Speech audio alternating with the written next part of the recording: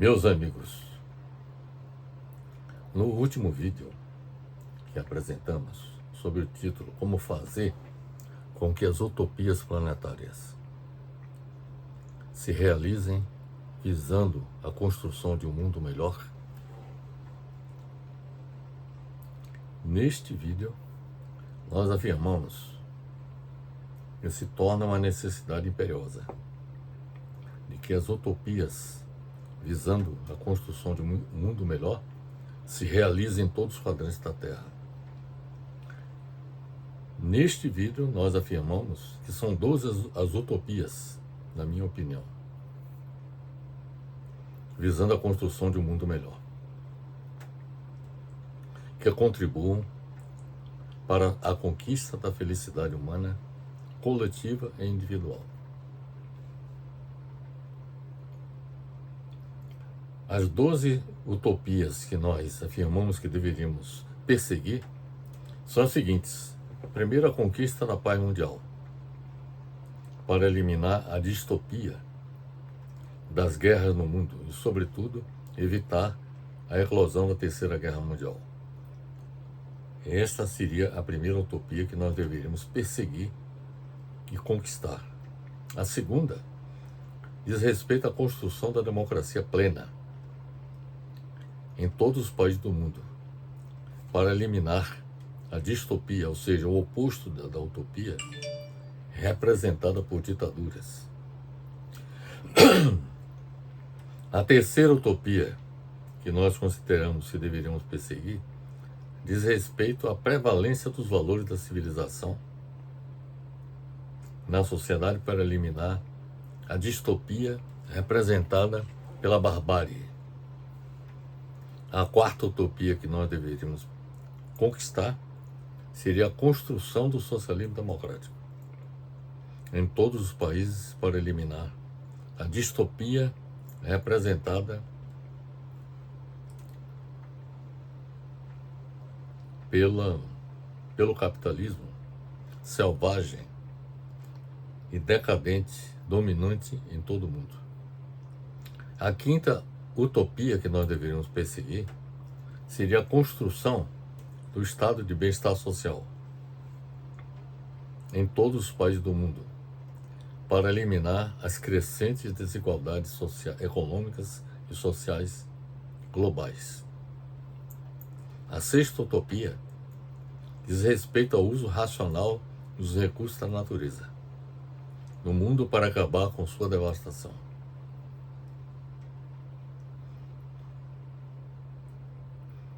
A sétima utopia diz respeito à realização do planejamento econômico em cada país e globalmente para eliminar o caos econômico e social nos planos nacional e global. A oitava utopia que nós deveríamos perseguir seria a construção das cidades verdes inteligentes em todos os países para eliminar a distopia representada pelas cidades crescentemente degradadas na grande maioria dos países do mundo. A nona utopia que deveríamos perseguir diz respeito à utilização da ciência e da tecnologia exclusivamente para o bem da humanidade, acabando com a distopia representada pela ciência e pela tecnologia utilizadas para a produção do mal para a humanidade. A décima utopia que deveríamos perseguir seria a conquista da imortalidade dos seres humanos, para eliminar a distopia representada pela inevitabilidade da morte dos seres humanos. A 11ª utopia que nós deveríamos perseguir seria a conquista da sobrevivência da humanidade diante da distopia, que é o oposto da utopia, representada pelas ameaças à sua extinção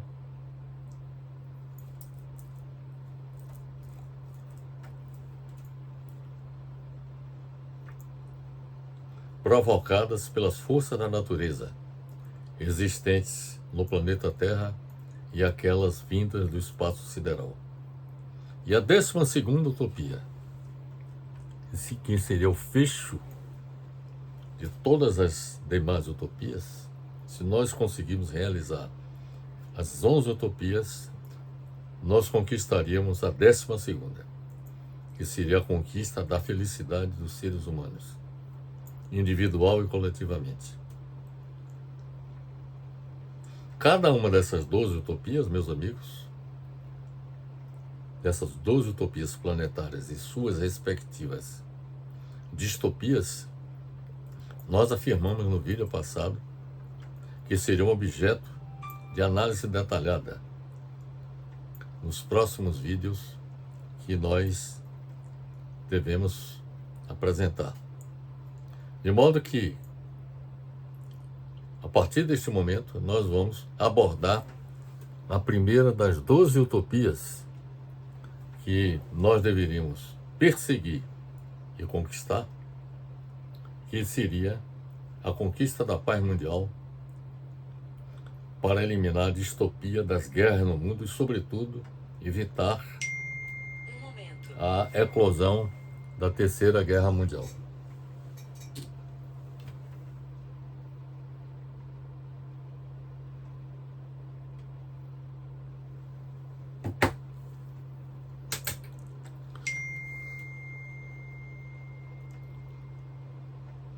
Portanto, meus amigos, como já lhes disse, vamos abordar como tema da nossa apresentação como tornar realidade a utopia da paz mundial para evitar a eclosão da Terceira Guerra Mundial.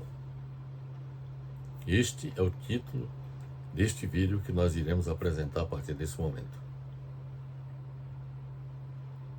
Como já lhes disse, essa nossa apresentação representa a continuação do vídeo anterior, que tem como título Como fazer com que as utopias planetárias se realizem visando a construção de um mundo melhor.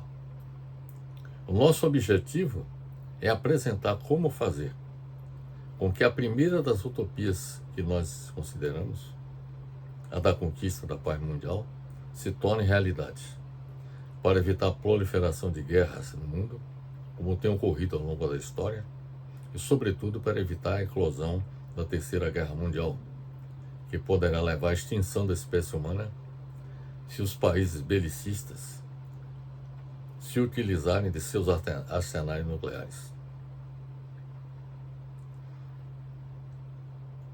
Meus amigos, a história da humanidade é, em larga extensão, em larga medida, uma história de guerras. Os registros históricos mais antigos, que você conhece, já falam de guerras e lutas. Não é por de causar espanto que agora, na época da colheita de todas as más ações geradas pela humanidade, o número de guerras e revoluções cresce em escala jamais vista, tanto em quantidade como em intensidade. A violência dos conflitos em nossa época não tem paralelo na história da humanidade. As guerras do século XX, por exemplo, foram guerras totais contra combatentes e civis, sem discriminação. O século XX foi, sem dúvida, o mais assassino de que temos registro, tanto na escala, frequência e extensão da guerra, como também pelo grande número de catástrofes humanas que produziu.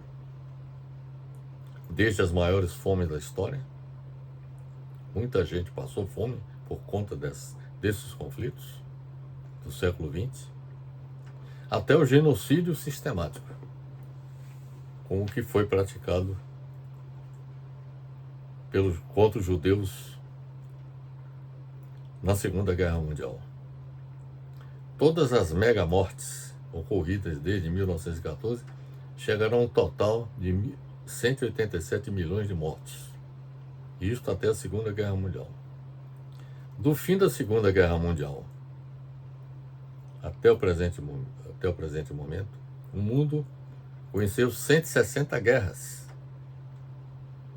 quando morreram cerca de 7 milhões de soldados e 30 milhões de civis. Mais pessoas foram mortas por guerra no século XX, meus amigos, do que em toda a história humana anterior em conjunto. Terminada a Segunda Guerra Mundial, teve início a Guerra Fria, que deu lugar a uma série infindável de guerras localizadas, tão numerosas que acabaram fazendo parte do nosso dia a dia. A partir de 1945, até a queda da União Soviética, os 40 anos de Guerra Fria entre os Estados Unidos e a União Soviética. Neste período, a partir de 1945, até a queda da União Soviética, morreram no planeta cerca de 17 milhões de pessoas em conflitos armados. E de 1990 até 2003, as guerras levaram mais de 3 milhões de vidas. Estima-se que em todo o mundo, nos últimos 10 anos, mais de 2 milhões de crianças morreram em conflitos e outras 4 milhões sofreram mutilações. Os sofrimentos, os horrores e os rios de sangue que correm de todos esses conflitos são devidos às assim chamadas guerras convencionais. Porém, sempre há o perigo de eclosão das não convencionais, das guerras não convencionais, com a utilização de armas químicas, biológicas e nucleares. Atualmente estão em desenvolvimento armas portáteis, a laser, acústicas, de torvelinho, que provocam ondas de choque, e de micro-ondas. Muitas delas já estão sendo utilizadas, como, por exemplo, as armas que provocam ondas de choque, sobretudo pelas polícias em várias partes do mundo para reprimir os movimentos sociais.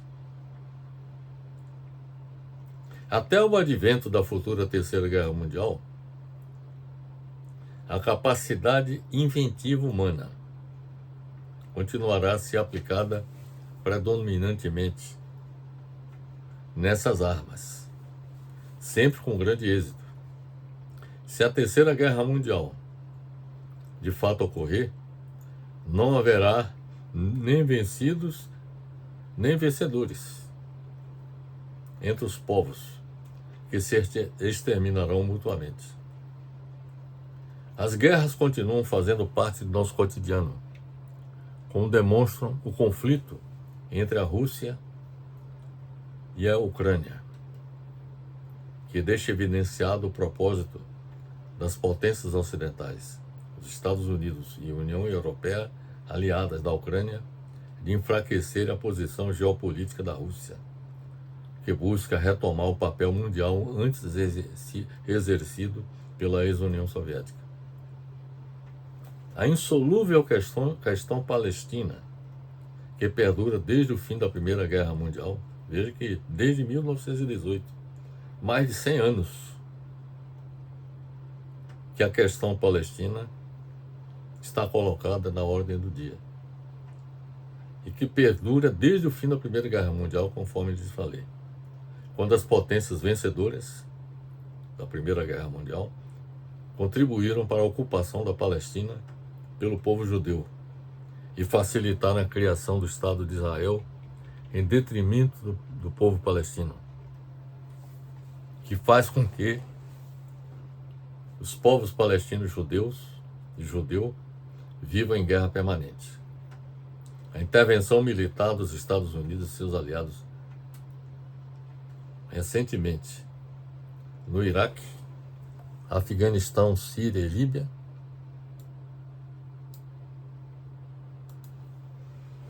completam um quadro de conflitos no Oriente Médio. Aliás, o Oriente Médio tem sido, desde a Segunda Guerra Mundial, e também a Ásia, sobretudo o Sudeste e o Sul da Ásia, palcos de inúmeros conflitos, inúmeras guerras que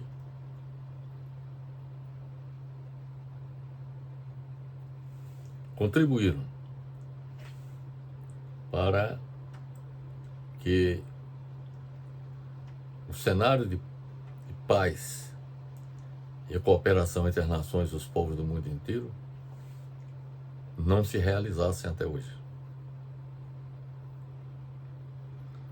A pergunta que eu faço: como construir um novo cenário de paz e cooperação entre as nações e os povos do mundo inteiro? Este é um desafio antigo e pensado por muitos filósofos, como é o caso do filósofo Immanuel Kant, ao abordar este tema em sua obra A Paz Perpétua. Em 1795, Kant, o filósofo, lançou este opúsculo, uma brochura chamada com o título A Paz Perpétua, que teve grande sucesso junto ao público culto de sua época. Era um projeto que visava estabelecer uma paz perpétua entre os povos europeus e depois espalhá-la pelo mundo inteiro. Tratou-se de um manifesto iluminista a favor do entendimento permanente entre os homens. O objetivo principal do filósofo Immanuel Kant era o de eliminar a guerra, que sempre foi vista por ele como algo que impedia os esforços da humanidade em direção a um futuro digno para os seres humanos. Como alcançar esse objetivo? O que é que o Kant propôs? Ele propôs, em sua obra Paz Perpétua, os fundamentos e os princípios necessários para uma livre federação de estados, de países juridicamente estabelecidos, os quais não adotariam a forma de um Estado mundial. Kant não admitia, por exemplo, a existência de um governo e uma governança mundial, porque, na opinião dele, resultaria em um absolutismo ilimitado. Esta era a visão de Kant. Kant defendia esta tese, porque não deveria haver um poder soberano, na opinião dele, acima dos Estados nacionais, que possa interferir nos seus assuntos internos. Ele achava que a existência de um governo mundial significaria esse governo mundial interferir nos assuntos internos de cada país. O que é que o Kant propõe? É a existência de uma federação de estados livres, em que todos possuam constituições republicanas. O fim último desta federação, segundo Kant, o da promoção do bem supremo, que é a verdadeira paz entre os estados, acabando com o funesto guerrear, para o qual todos os estados sempre voltaram seus esforços ao longo da história como fim principal. Então Kant, ele propunha que fosse constituída uma federação de estados, mas rejeitava a ideia de uma governança mundial, porque ele receava de que pudesse se transformar em um absolutismo ilimitado e que cada país poderia ser objeto de intervenção por parte desse governo. Então, o que Kant propõe, efetivamente,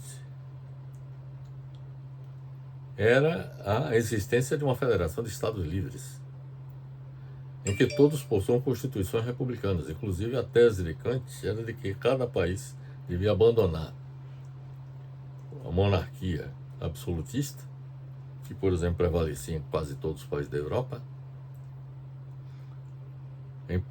com a implantação de repúblicas. Então ele defendia a existência de repúblicas em cada país e uma federação de países ou estados livres, a fim de que se pudesse promover na opinião dele, o bem supremo, que é a verdadeira paz entre os estados nacionais. Esta proposta de Kant, por sinal, foi até adotada quando da Constituição da Liga das Nações, após a Primeira Guerra Mundial, quando a Liga das Nações foi constituída, e também pela ONU, a Organização das Nações Unidas. Mas a prática demonstra que nem a Liga das Nações, nem a ONU são capazes de assegurar a paz mundial. A Liga das Nações não impediu a Segunda Guerra Mundial, e a ONU, que ainda existe, não tem capacidade de impedir que as guerras proliferem pelo mundo. Kant buscava acabar com o que ele denominava estado da natureza internacional, que caracterizava as relações internacionais até então. É oportuno observar, meus amigos, que o conceito de estado da natureza foi definido pelo filósofo Thomas Hobbes em sua obra Leviatã. Segundo Hobbes, no estado da natureza reina a ausência do direito. Logo, não há espaço para a justiça. Neste contexto, todos procuram defender seus direitos por meio da força. Essa era a visão de Hobbes. No estado da natureza, portanto, como concebera Hobbes, reina a guerra de todos contra todos. O estado da natureza, portanto, o estado de liberdade sem lei externa. Isto é, ninguém pode estar obrigado a respeitar os direitos alheios, tampouco pode estar seguro de que os outros respeitarão seus, e muito menos pode estar protegido contra os atos de violência dos demais.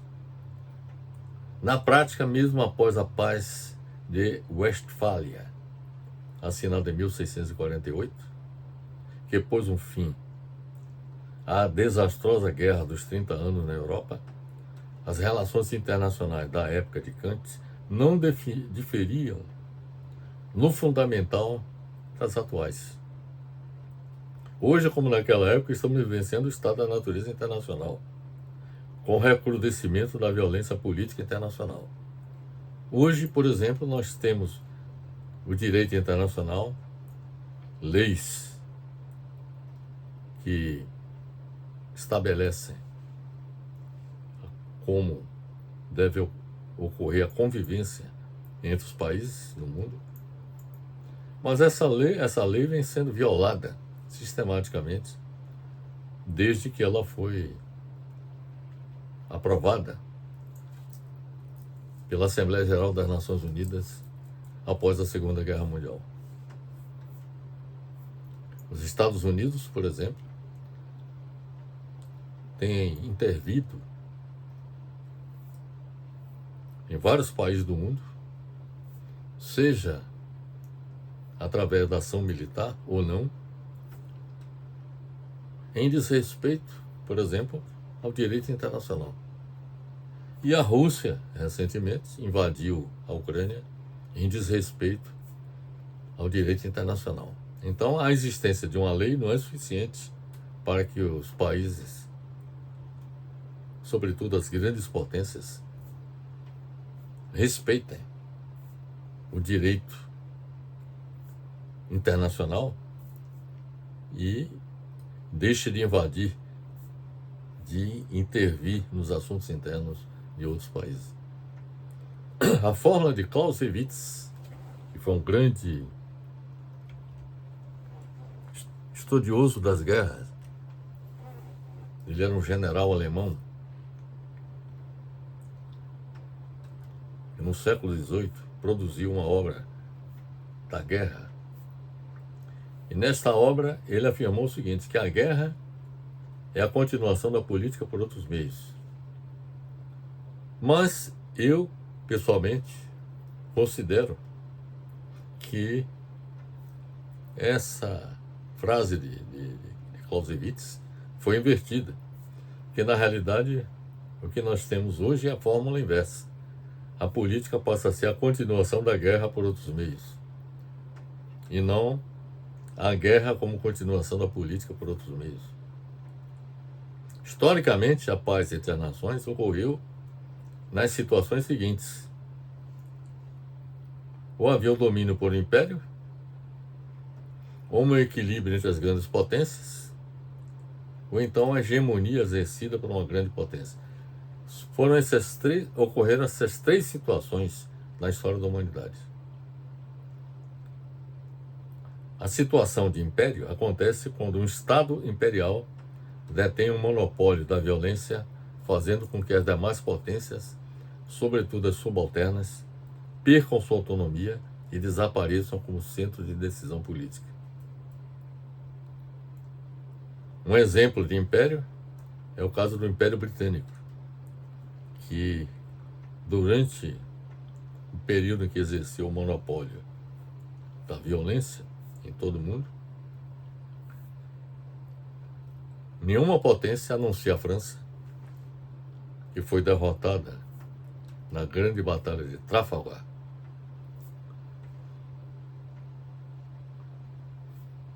mais precisamente na batalha de Waterloo,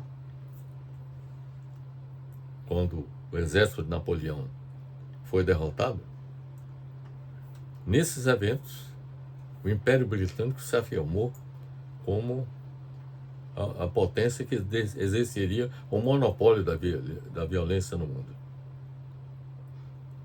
A situação de equilíbrio entre as grandes potências ocorre quando nenhuma grande potência se sobrepõe às demais. Essa situação nós vivenciamos antes da Primeira Guerra Mundial, imediatamente antes da Primeira Guerra Mundial, e entre a Primeira e a Segunda Guerra Mundial. Entre as grandes potências existentes na época. Tivemos também uma situação de equilíbrio após a Segunda Guerra Mundial, quando as duas grandes superpotências se confrontaram globalmente no período chamado de Guerra Fria, entre 1945 e 1989, quando ocorreu o fim da União Soviética. Então, o estado de equilíbrio ocorre quando nenhuma grande potência se sobrepõe às demais, ou então em situações excepcionais, como após a Segunda Guerra Mundial, quando os Estados Unidos exerceram sua hegemonia sobre os países ocidentais, vamos dizer assim, enquanto que a União Soviética liderou os países defensores do socialismo e anticapitalistas em todo o mundo. Então, houve um equilíbrio entre Estados Unidos e União Soviética nesse período. A situação de hegemonia de uma potência acontece quando existe aceitação de sua liderança pelas demais nações. Esta situação aconteceu com o fim da União Soviética, quando os Estados Unidos passaram a exercer a condição de potência hegemônica e que foi perdendo progressivamente essa condição ao longo do tempo, sobretudo a partir de 2008, quando aconteceu a grande recessão e quando vários países emergiram, como é o caso, por exemplo, da China e a própria Rússia, com a presidência de Vladimir Putin, que passou a confrontar os interesses norte-americanos no mundo.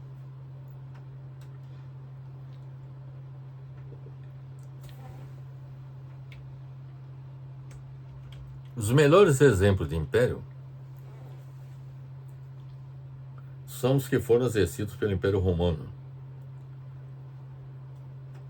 que dominou sobretudo aquela região ali do Mediterrâneo e o norte da África, e parte dos países da Europa continental e até a própria Inglaterra. Então o Império Romano exerceu esse domínio de 27 a.C. a 476 depois de Cristo. E um outro exemplo de império é o caso da Inglaterra, que exerceu a dominação imperial em todo o mundo de 1815 até o final do século XIX.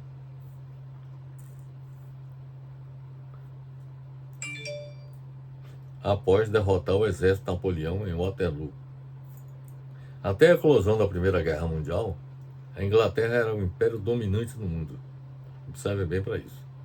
Até a eclosão da Primeira Guerra Mundial, a Inglaterra era um império dominante no mundo. Insatisfeita com essa situação, a Alemanha entrou em confronto com a Inglaterra. Com a Inglaterra e com a França, pela redivisão do mundo. Porque o mundo estava praticamente dividido entre britânicos e franceses, na África e na Ásia também. E também na América Latina, apesar de que, no caso da América Latina, a presença dos Estados Unidos se impôs já a partir do século XX. Então, como eu já disse, insatisfeita com essa situação de dominação por parte da Inglaterra e da França, de colônias, tanto na Ásia quanto na África, a Alemanha entrou em confronto com a Inglaterra e a França pela redivisão do mundo. Com o fim da Segunda Guerra Mundial, da Primeira Guerra Mundial, em 1918, os Estados Unidos ascenderam, isso no fim da Primeira Guerra Mundial, os Estados Unidos ascenderam à condição de potência econômica dominante no planeta, sem, no entanto, situar-se como a maior potência militar, que só aconteceu após a Segunda Guerra Mundial, ao lado da União Soviética. Situação de equilíbrio entre duas grandes potências ocorreu no século XX, conforme já lhes falei. Após a Segunda Guerra Mundial, de 1945 até 1989, entre os Estados Unidos e a União Soviética. O fim do mundo bipolar, ou seja, entre a União Soviética e Estados Unidos, com o desmoronamento da União Soviética em 1989, fez com que se materializasse a situação de hegemonia exercida pelos Estados Unidos, que está ameaçada na atualidade pelo seu enfraquecimento econômico e pela ascensão econômica e militar da China, que tem se destacado no cenário geopolítico mundial pela grande influência política, militar e econômica no cenário asiático e internacional, graças à grande extensão de seu território, que ocupa o terceiro lugar em dimensão territorial no planeta, o elevadíssimo número de habitantes, cerca de 1,3 bilhão de habitantes, o mais populoso do mundo, e o dinamismo de sua economia, que atualmente é a economia que apresenta maiores índices de crescimento em todo o planeta. O momento unipolar da hegemonia não desafiada norte-americana, pós-queda do Muro de Berlim, já está chegando ao fim.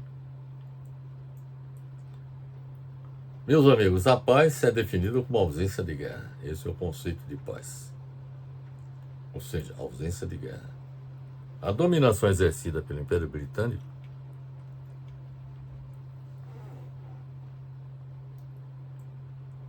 de 1815 até o final do século XIX não impediu a eclosão da Primeira Guerra Mundial.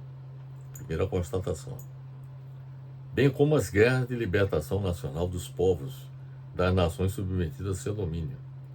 Que houve guerra de libertação nacional contra a Inglaterra. É importante observar que a ausência da guerra não está relacionada com a igualdade aproximada de forças que reina entre as grandes potências. Ou seja, a paz não se conquista enquanto exista igualdade aproximada de forças entre as grandes potências. impedindo qualquer uma delas e qualquer coalizão dessas unidades de impor sua vontade. A situação de igualdade aproximada de forças entre as grandes potências antes da eclosão da Primeira e da Segunda Guerra Mundial é uma prova de que essa situação não impediu o desencadear desses conflitos. Então, a situação de império, como também de igualdade aproximada entre as forças das grandes potências é uma prova de que a paz também não é conquistada nessas situações. A situação de igualdade aproximada de forças entre os Estados Unidos e a União Soviética após a Segunda Guerra Mundial não impediu, por exemplo, a proliferação de guerra no mundo, como, por exemplo, do Vietnã, do Camboja, bem como conflitos no Oriente Médio, entre israelenses e palestinos, por exemplo, entre Israel e os países árabes que se uniram contra Israel.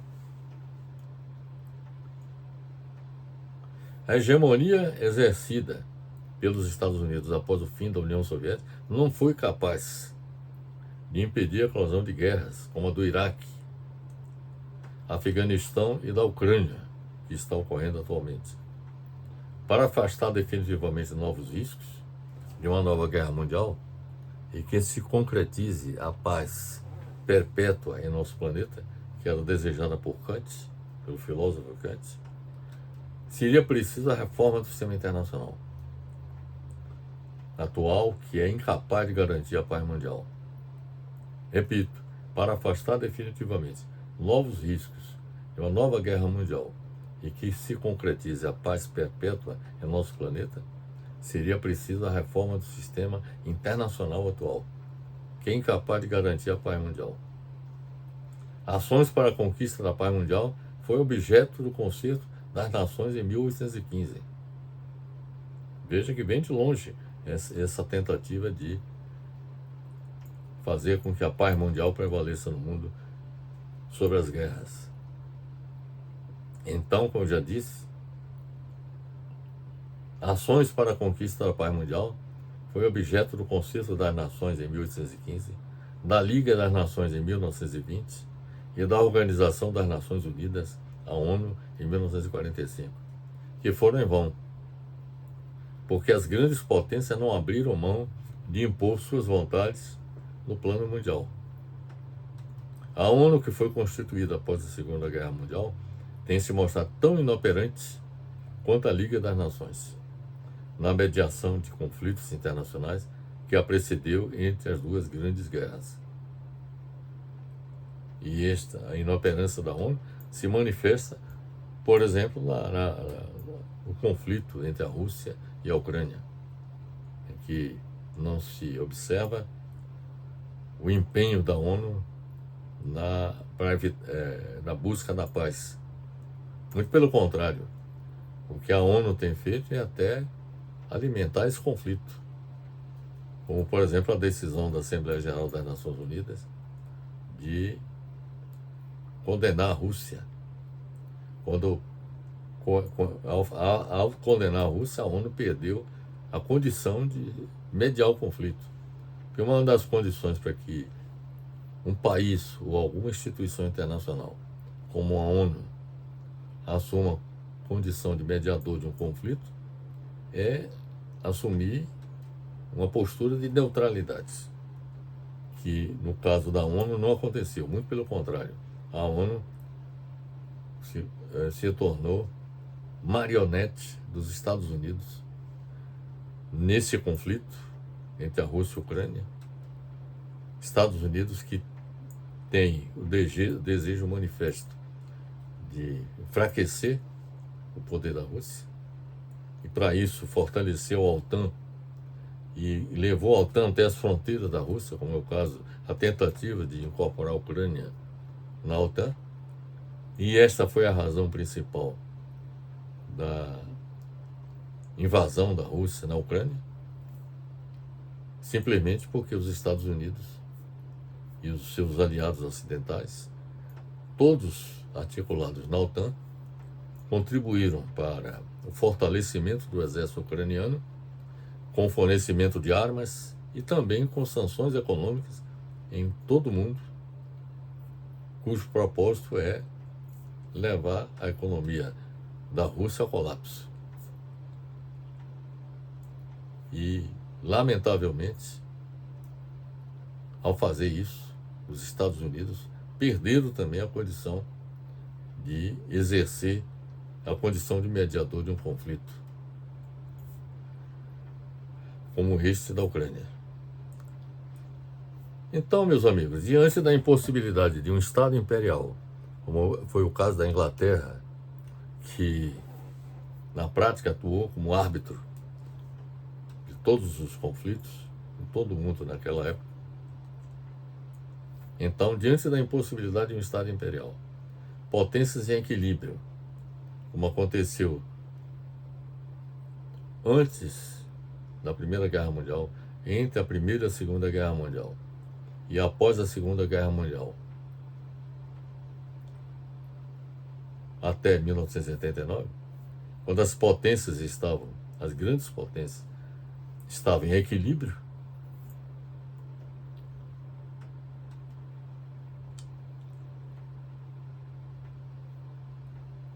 e também a impossibilidade de uma potência hegemônica, como os Estados Unidos, de construir a paz mundial. Muito pelo contrário, os Estados Unidos contribuem para que a guerra prospere no mundo. Então, diante dessa impossibilidade do Estado imperial, de potências em equilíbrio e uma potência hegemônica, e além disso, o fracasso da Liga das Nações e da Organização das Nações Unidas para conquistar a paz mundial,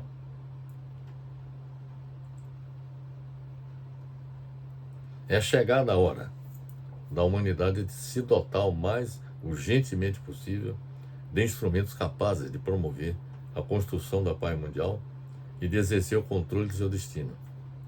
Para alcançar esses objetivos, urge a implantação de um governo democrático do mundo, que se constitui no único meio de sobrevivência da espécie humana.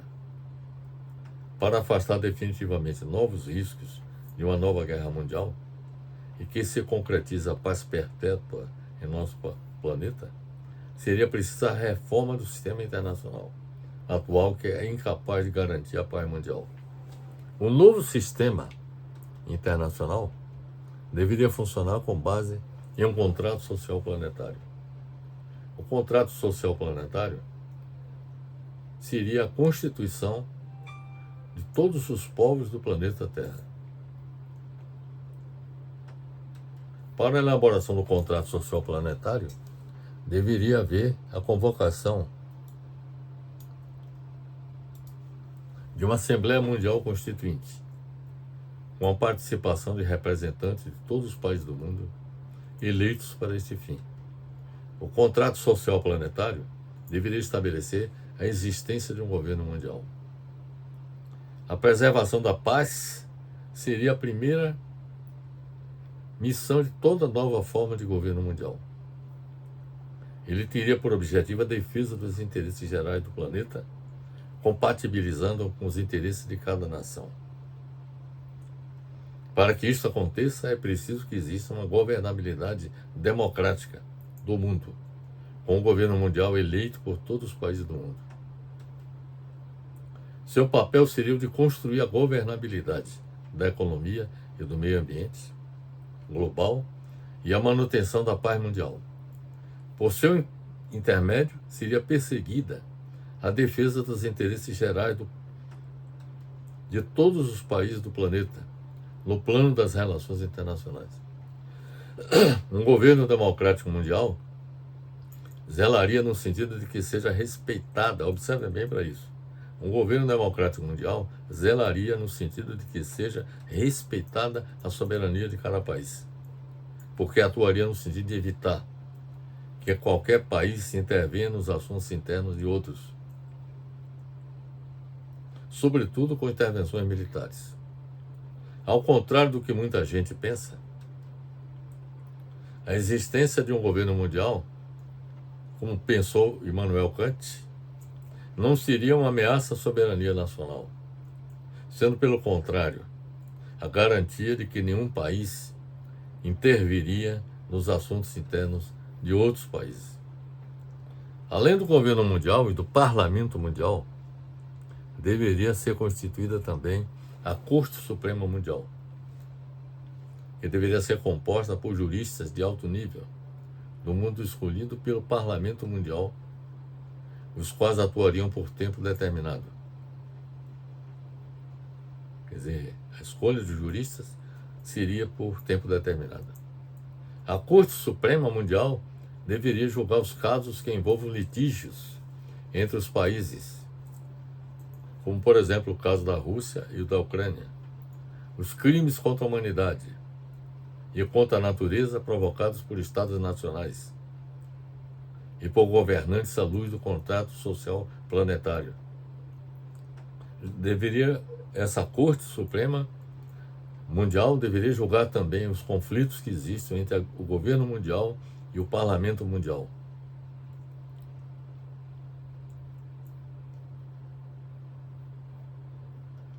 E, além disso, atuar como guardiã do contrato social planetário. O novo Estado de Direito Internacional seria executado pelos três poderes constituídos: o governo mundial, o parlamento mundial e a Corte Suprema Mundial.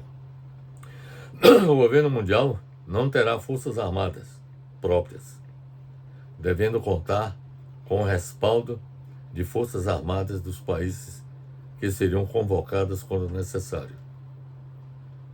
Com esta configuração proposta para a governança democrática no sistema internacional, nenhum país seria vassalo, portanto, do governo mundial. O governo mundial atuaria apenas para fazer com que o sistema internacional evolua em um ambiente de paz entre as nações. Repetindo, o governo mundial atuaria apenas para fazer com que o sistema internacional evolua em um ambiente de paz entre as nações. Cada país deve ser soberano para atuar nos limites de seu território e não para intervir nos assuntos internos de outros países. A soberania de um país deve ser exercida nos limites do seu território. E não, essa soberania não se aplica a intervenções em outros países. Sobretudo com o uso da força, como tem acontecido ao longo da história. O governo mundial seria a garantia do respeito à soberania dos países do mundo, especialmente dos mais fracos. A ausência de um governo mundial é que representaria uma ameaça. Veja bem, a ausência de um governo mundial é que representaria uma ameaça à soberania nacional na maioria dos países, porque ficariam à mercê dos mais fortes, como tem ocorrido ao longo da história.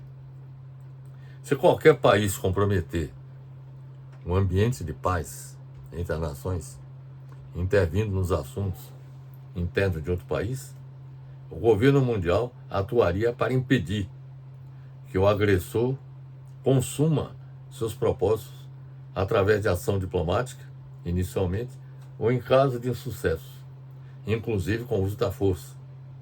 Para tanto, o governo mundial convocaria as forças armadas de determinados países para cumprir o papel de impedir que qualquer país intervenha em outro fazendo uso da força.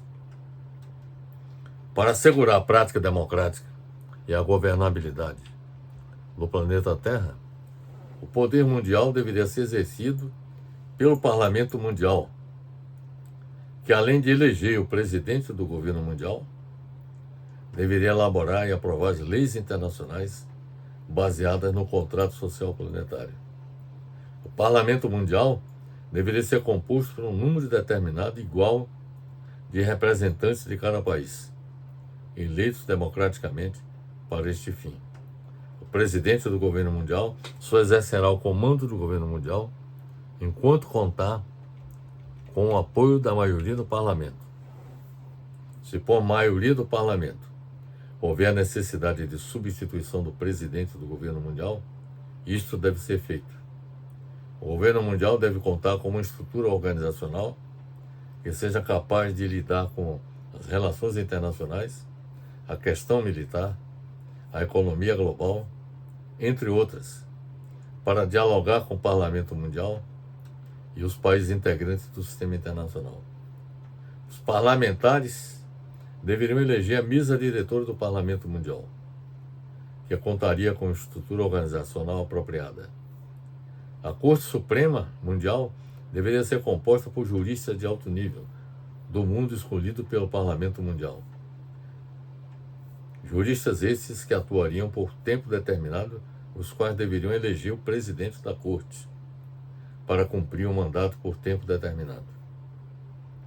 A Corte Suprema Mundial deveria julgar os casos que envolvam litígios entre países, os crimes contra a humanidade e contra a natureza praticados pelos Estados nacionais e por governantes à luz do contrato social planetário, julgar conflitos que existem entre o governo mundial e o Parlamento Mundial e atuar como guardião do contrato social planetário. O governo mundial não terá forças armadas próprias, devendo contar com o respaldo de forças armadas dos países que seriam convocados quando necessário. Portanto, com essa sistemática, o Parlamento Mundial legislaria com sucesso por meio de um processo democrático. O novo Estado de Direito Internacional seria executado pelos três poderes constituídos: Governo Mundial, Parlamento Mundial e Corte Suprema Mundial.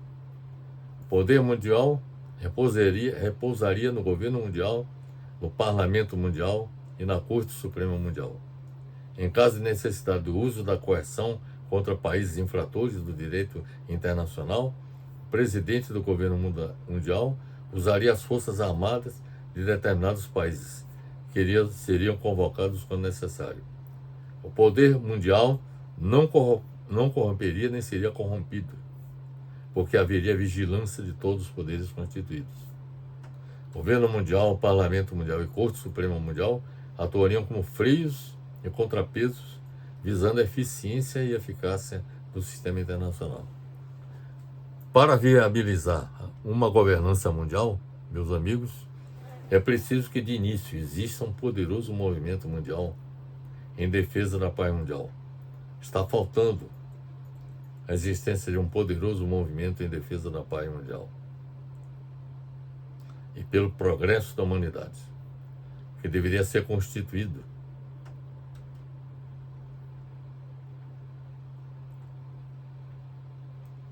por organizações da sociedade civil e governos de todos os países do mundo.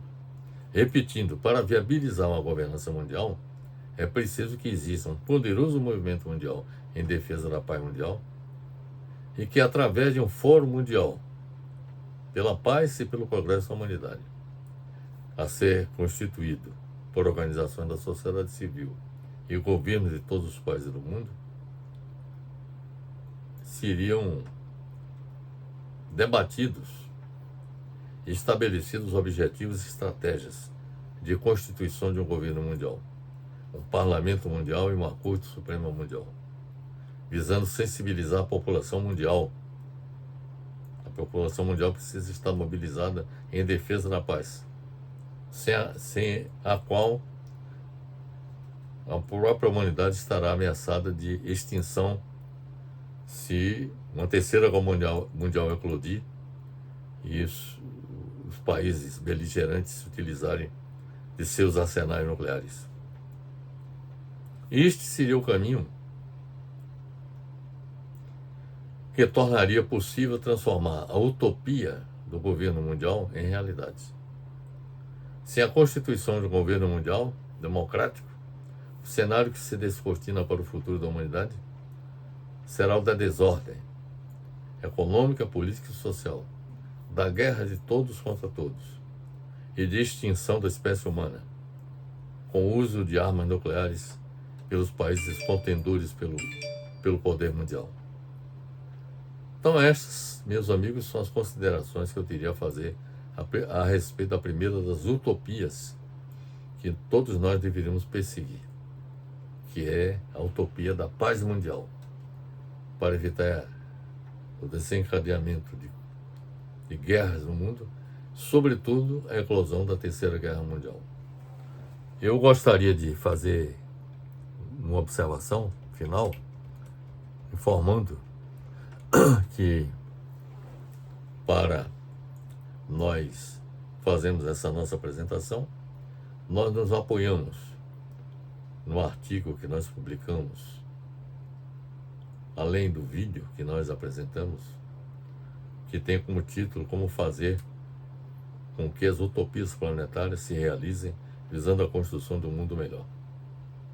É um artigo que nós publicamos e também um vídeo que apresentamos.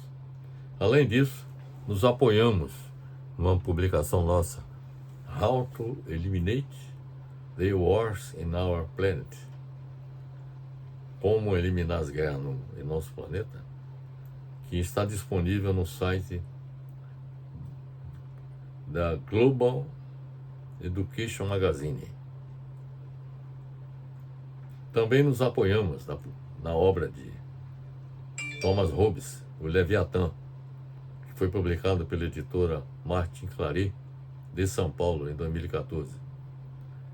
Nos apoiamos também na obra de Immanuel Kant, A Paz Perpétua, que foi publicada pela Pocket Plus em 1979. Nos apoiamos também na obra, no artigo de nossa autoria, Como a Guerra na Ucrânia Pode Chegar ao Fim e Como Acabar Definitivamente com as Guerras no Mundo. E isso foi publicado no site do academia.edu e também foi um dos vídeos que nós apresentamos em nosso canal Fernando Alcoforado do YouTube. Também nós nos apoiamos em um artigo de nossa autoria, Urge o Keynesianismo Global e o Governo Mundial para ordenar a economia mundial. E esse artigo foi publicado no site do academia.edu e também nós apresentamos um vídeo que foi, repetindo, esse artigo foi publicado no site do academia.edu e também nós apresentamos um vídeo com o mesmo título no nosso canal Fernando Alcoforado do YouTube. E finalmente o último texto que nós utilizamos para efeito da nossa apresentação, que foi objeto de nossa análise, foi a obra de Carl von Clausewitz, Da Guerra, a Arte da Estratégia, que foi publicado pela editora Martins Fontes em 2010. Então, são essas, meus amigos, as considerações que eu queria fazer a respeito dessa primeira utopia que muita gente considera inalcançável, que seria da conquista da paz mundial. Porque no entendimento de muita gente, o homem seria o lobo do próprio homem. E que as guerras, da mesma forma que no passado, vão proliferar no futuro. A minha visão é de que nós devemos batalhar. E para isso precisamos promover o movimento mundial pela paz, a fim de evitar que a guerra prolifere em todo o mundo, sobretudo a Terceira Guerra Mundial, e que ela contribua para a extinção da humanidade. Então, portanto, meus amigos, é isso que eu tinha a dizer. Agradeço pela atenção. Fica aqui meu abraço fraternal.